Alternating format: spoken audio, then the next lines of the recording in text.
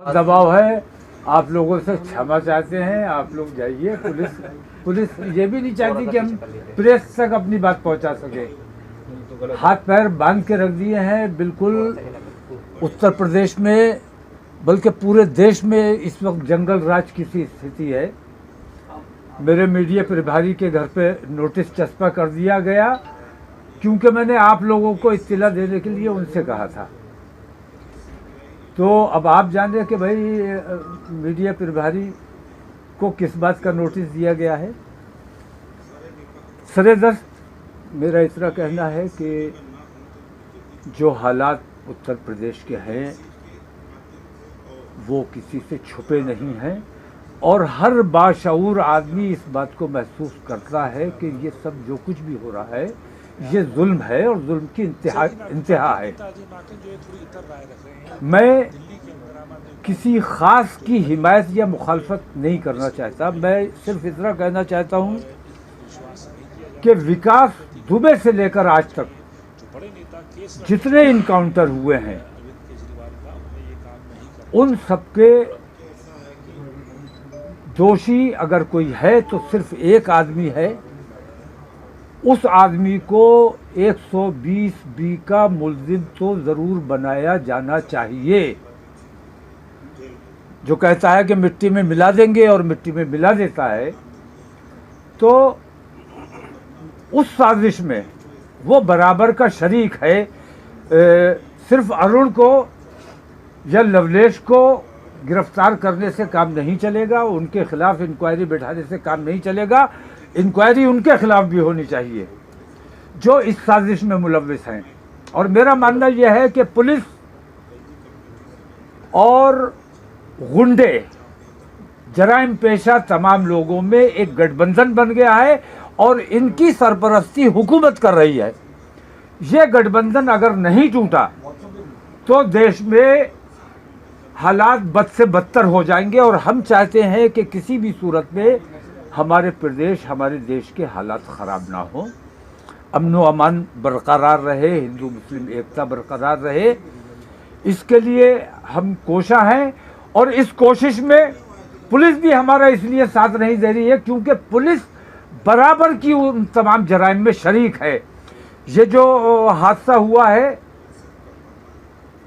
मैं किसी एक वाक़े का जिक्र नहीं करना चाहता, लेकिन ख़ास तौर से अतीक वाले मामले की बात मैं ज़रूर करना चाहूँगा कि उसमें पुलिस की भूमिका पूरी साफ साफ नज़र आ रही है। और वो जो जराइम पेशा थे जिन्होंने कत्ल किया है, उन्होंने कत्ल किया नहीं है बल्कि उनसे कत्ल करवाया गया है और उसमें पुलिस की पूरी भागीदारी है, सरकार की पूरी भागीदारी है। इन लोगों के खिलाफ कार्रवाई की जानी चाहिए। और उत्तर प्रदेश में जितने भी इनकाउंटर हुए हैं वो तमाम के तमाम बेईमानी की बुनियाद पर हुए हैं। विकास दुबे से लेकर आज तक के इनकाउंटर, अभी पिछले दिनों राणा का इनकाउंटर हुआ, हम ऐसे तमाम फेक इनकाउंटर्स की मुखालफत करते हैं और हम ये कहते हैं हमारे लिए चिंता का विषय ये है और तमाम प्रदेशवासियों के लिए चिंता का विषय होना चाहिए कि आज जुडिशरी का कोई रोल नहीं रहा। जुडिशरी को ख़त्म कर दिया जाना चाहिए। अगर पुलिस स्टेट बना दिया गया है हमारे उत्तर प्रदेश को, गन और बुलडोज़र के नाम के ज़रिए अगर फैसला किया जाना है तो अदालतों की कहीं कोई ज़रूरत नहीं है। अदालतें बंद की जाएं और अगर अदालतें ज़िंदा रखनी है तो इन तमाम जो जराइम में शामिल है उनके खिलाफ मुकदमा कायम किया जाना चाहिए। अतीक और अशरफ पे पूरे हत्याकांड में किसको मानते हैं, किसकी संलिप्तता है? मैं अतीक और अशरफ की बात नहीं कर रहा हूँ। मैं कह रहा हूँ कि विकास दुबे से लेकर आज तक के तमाम इनकाउंटर की जांच होनी चाहिए। उन तमाम के पीछे सरकार की बेईमानी और पुलिस और गुंडों का, जराइम पेशा लोगों का गठजोड़ सामने आएगा। पुलिस का राज खत्म होना चाहिए और कानून का राज कायम होना चाहिए। पुलिस जिस तरह का रवैया अख्तियार किए हुए किसी को बोलने नहीं देना चाहती, 144 लगा दी, जब चाहे कर्फ्यू लगा दे, जबान की तालाबंदी, बोलने पर पाबंदी, ये बर्दाश्त नहीं किया जाएगा। कोई धारा लगा दो, कोई मुकदमा कायम कर दो, कर्फ्यू लगा दो। इंशाअल्लाह हम परसों धरने पर बैठेंगे इन तमाम चीज़ों के खिलाफ कि या तो अदालत को जिंदा रखो या इन तमाम लोगों के खिलाफ जो इन जराइम में शामिल हैं बराबर के, उनके खिलाफ कार्रवाई करो। सिर्फ बरेली में धरना होगा या पूरे प्रदेश में होगा? मैं जो काम बरेली से शुरू करता हूं वो पूरे देश में फैलता है। बरेली में मैं करूंगा, इस्लामिया इंटर कॉलेज में इंशाल्लाह मैं परसों 12 बजे बैठ जाऊंगा, और उसके बाद हमारा दिल्ली में भी धरना होगा, हमारी दूसरी जगहों पे भी। क्या मुद्दे रहेंगे? एक दिवसीय होगा या बहुत से मुद्दे हमारे हैं। जब तक हमारी मांगों पर अमल नहीं किया जाएगा, हमारी बात की सुनवाई नहीं होगी, तब तक हम धरने पर बैठे रहेंगे। और हो सकता है कि गिरफ्तार कर लिया जाए, गिरफ्तारी की परवाह नहीं है। हम ये चाहते हैं, हमें कोई परवाह नहीं है कि कुछ रोज़े बाकी हैं, अगर वो रोज़े हमें जेल में गुजारने पड़ते हैं या ईद हमें जेल में मनानी पड़ती है, तो ऐसी सरकार में, ऐसी बेईमान सरकार की मौजूदगी में, ऐसी बेईमान पुलिस और प्रशासन की मौजूदगी में हम आज़ाद रहने से बेहतर समझते हैं कि हमें जेल में डाल दिया जाए। अंग्रेज़ों से ज़्यादा जुल्म इस वक्त हिंदुस्तानियों पर किया जा रहा है, और पुलिस और हुकूमत इसमें हिंदू मुसलमान नहीं देख रही है। मैं ये देखता हूँ तमाम लोगों के साथ जो अन्याय हो रहा है, रेप हो रहे हैं, मर्डर हो रहे हैं खुलेआम, मतलब कानून का राज खत्म हो गया है। हम ये चाहते हैं कि कानून का राज स्थापित होना चाहिए, अदालतों की अहमियत बरकरार रहनी चाहिए, और ये पुलिसिया राज जो है, पुलिस स्टेट जो बना दिया गया है हमारे प्रदेश को, ये खत्म किया जाना चाहिए। आप धरने की बात कर रहे हैं, प्रदेश में धारा 144 लगी, 4 से अधिक लोग, आप धरने की बात कर रहे हैं? नहीं, 144 लगी है और बात है, कर्फ्यू लगा होता तब भी हम अपनी बात कहने के लिए, धरना देने के लिए पाबंद थे और धरना देते। कर्फ्यू लगा दें तब भी इंशाल्लाह धरना परसों इंशाल्लाह 12 बजे दिया जाएगा। आपने ये बताइए, और ज्ञापन किसी को नहीं दिया जाएगा, क्योंकि ऊपर से नीचे तक एक भी ईमानदार आदमी बताओ जिसे हम ज्ञापन दे सकते हैं। मैं सतपाल मलिक जी की हिमायत करता हूं, पूर्व गवर्नर जम्मू कश्मीर, उनकी हिमायत करता हूं, और उनके सवालात के जवाब, मेरे सवालात के जवाब मत दो, सतपाल मलिक के सवाल के जवाब दे दो, मैं उससे संतुष्ट हो जाऊंगा। लेकिन पुलिस कस्टडी में मौत होती है, अगर बात की जाए तो उन पे सैकड़ों मुकदमे दर्ज थे, उन्होंने भी कोई अच्छे काम नहीं ऐसे से मैं अतीक की बात ही नहीं कर रहा हूं, मैं अतीक की बात नहीं कर रहा हूं, मैं तो विकास दुबे से लेकर आज तक की बात कर रहा हूं। जितने इनकाउंटर हुए हैं वो सारे फेक हैं, वो सब झूठ पर आधारित हैं। और अगर आप अतीक की बात करते हो कि उस पर इतने मुकदमे थे, तो और कितनों पर कितने मुकदमे हैं, उन तमाम के साथ क्या ये कार्रवाई की जानी चाहिए? क्या ये कार्रवाई जायज है?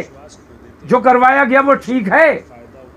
हजरत, पुलिस की कस्टडी में ये हत्या हुई है, क्या कहना चाहेंगे? पुलिस कस्टडी मैं बता रहा हूँ, पुलिस कस्टडी में पुलिस खुद मारना चाहती थी, मौका नहीं मिल सका उसे मारने का, इसलिए उसने कुछ गुंडों को हायर किया जो उसके जो क्रिमिनल पहले से हैं और पुलिस के राब्ते में थे। पुलिस ने उन लोगों को लालच दिया और उसे ये बताया गया कि भारतीय जनता पार्टी की सरकार है, तुम्हारा कुछ नहीं होगा, तुम इनका खुलेआम कत्ल करो, तुम हीरो बना दिए जाओगे और कल तुम एमपी बनोगे, मिनिस्टर बनोगे भारतीय जनता पार्टी की सरकार में। तो ऐसे लालच दे दे के ये काम कराए जा रहे हैं। इन तमाम चीज़ों पर धार्मिक विशेष के नारे लगे घटना के समय, तो क्या मानते हैं, क्या हिंदू आतंकवाद से नहीं, मैं हिंदू आतंकवाद से इसे जोड़कर नहीं दे रहा, इसे हिंदू आतंकवाद की तरफ अपना यहाँ पहले जोड़ने की कोशिश की गई है। असल में ये हिंदू आतंकवाद नहीं था, असल में ये हत्या उनकी नहीं थी, क्योंकि उनकी तो जिंदगी हत्या होकर तो एक तरह से उनको निजात मिल गई। जिंदा रहते उनकी हर वक्त छीछा लेदर होती रहती, यहाँ तारीख हो रही, वहाँ तारीख हो रही, गुजरात जा रहे हैं, इलाहाबाद आ रहे हैं, ये तमाम तमाशे होते रहते और ये इससे पूरी कौम को जलील करते रहते। ये तो एक तरह से मैं ये समझता हूं कि उनकी निजात हो गई, वरना ऐसी जितनी हत्याएं हुई हैं, मैं एक को भी ये नहीं मानता कि उन्हें इंसाफ मिला है। वो तमाम हत्याएं हैं और हर हत्या अपना इंसाफ मांग रही है, उसे इंसाफ मिलना चाहिए, या तो अदालत इंसाफ करे। क्या योगी आदित्यनाथ के सारे वाला क्लियर कर दीजिए, वो जो आपने क्या योगी आदित्यनाथ के सारे आपने जो सबसे पहले 120 की बात मैं बता रहा हूं कि इसमें जांच का विषय है, इसमें जिन जिन लोगों की संलिप्तता है उन तमाम पर कार्रवाई की जानी चाहिए। 120 भी सिर्फ 3 हत्यारों की बात नहीं है, इसके पीछे पुलिस के कितने और कौन कौन से अधिकारी शामिल हैं, कितने बड़े बड़े अधिकारी शामिल हैं, इसके पीछे सरकार के कौन कौन से लोग शामिल हैं, इसके पीछे मुख्यमंत्री का कोई हाथ है कि नहीं है, ये मैं कह रहा हूं ऐसे तमाम लोगों को 120 बी के तहत गिरफ्तार किया जाना नहीं। हम तो मिट्टी में मिलने वाले लोग हैं, हमें मिट्टी में ही मिलना है, और मिट्टी में मिलने से किसने बचना है। लेकिन धर्म विशेष की बुनियाद पर अगर किसी को निशाना बनाकर इस किस्म की साजिश रची जाती है तो ये बहुत दुर्भाग्यपूर्ण है। और उन्होंने सदन के पटल पर यह बात कही है, खुलेआम ये बात कही है कि मिट्टी में मिला दिया जाएगा। तो सिर्फ यही मिट्टी में क्यों मिलाए गए, ऐसे कितने माफिया हैं वो तमाम मिट्टी में मिला। मैं नहीं कहता, मैं बिल्कुल तैयार नहीं हूं कि इस किस्म की कार्रवाई और लोगों के साथ हो, लेकिन मुख्यमंत्री जवाब दे और मुख्यमंत्री को इस्तीफा दे देना चाहिए, क्योंकि वो पूरी तरह से फेल हो चुके हैं। पुलिस उनके कंट्रोल में नहीं है, प्रशासन उनके कंट्रोल में नहीं है। अगर कंट्रोल में है तो परसों मेरा धरना रोक कर दिखाओ। क्या अपना धरना शांतिपूर्ण तरीके से होगा? मेरा धरना हमेशा शांतिपूर्ण तरीके से होता है। जिस तरह उन 3 मर्डरर ने इस तरह अपने आप को सरेंडर किया है, पुलिस ने एक भी गोली नहीं चलाई, जबकि उसको चलाना चाहिए था। तो उस तमाम विषय पर हमें बात नहीं, वो पूरी दुनिया ने देख लिया। हम इस अंदाज में जाएंगे, चाहे अपने ऐसे किराए के गुंडों से हमें मरवा दो, चाहे पुलिस के जरिए हम पर लाठी चार्ज करवा दो, आंसू गैस छुड़वा दो, वाटर कैनन का इस्तेमाल कर लो, जो चाहो कर लो, धरना होगा और होकर रहेगा। और हमारी इन बातों का संज्ञान केंद्र सरकार को भी लेना चाहिए। इस हमारी इन मांगों का संज्ञान माननीय सुप्रीम कोर्ट को भी लेना चाहिए। और हमारी इन मांगों का संज्ञान अगर माननीय आदित्यनाथ में जरा सी भी मानवता नाम की कोई चीज बची है तो उन्हें इस वाक़े की या ऐसे तमाम वाक़यात की जिम्मेदारी लेते हुए अपने पद से त्यागपत्र दे देना चाहिए। हजरत साहब, क्या संविधान खतरे में? जिस तरीके से ये घटना हो रही है, कोर्ट में भी, सुप्रीम कोर्ट ने भी इस पे संज्ञान मतलब ले चुकी थी, पहले ही वहाँ से रेट इन्होंने डाली थी याचिका, जिसमें कहा गया था कि सुरक्षा की मांगी गई। मैं ये कहता हूँ कि भाई कहीं कुछ हो जाए, मुझे कोई तकलीफ हो जाए, मैं कहाँ जाऊँगा? मुझे पुलिस के पास जाना है। कहीं झगड़ा फसाद हो जाए, पुलिस का काम है कि दोनों के खिलाफ कार्रवाई करो, जज के सामने पेश करो। बुलडोजर के जरिए और बंदूक के जरिए फैसला अगर होगा तो अदालतों की क्या जरूरत है? अब मैं किसके पास जाऊं, जबकि मैं ये देख रहा हूं कि पुलिस ही बेईमानी करने पर उतारू है, बेईमानी कर रही है।